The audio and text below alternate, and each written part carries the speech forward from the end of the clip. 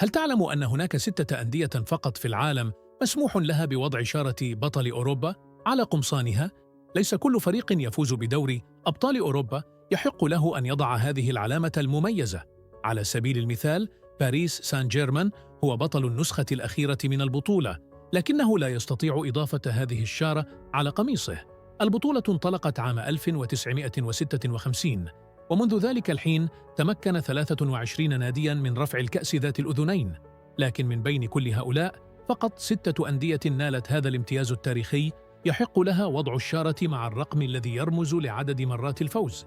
ريال مدريد هو أكثر فريق متوج ويحمل الشارة برقم 15، وللحصول على هذا الشرف هناك شرطان أساسيان.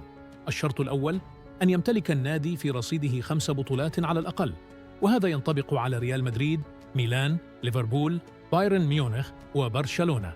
أما الشرط الثاني فهو أصعب بكثير، وهو أن ينجح الفريق في التتويج باللقب 3 مرات متتالية، إنجاز لم يتحقق سوى مع 3 أندية عبر التاريخ: أياكس، بايرن ميونخ في السبعينيات، وريال مدريد الذي أعاد كتابة الأسطورة في السنوات الأخيرة.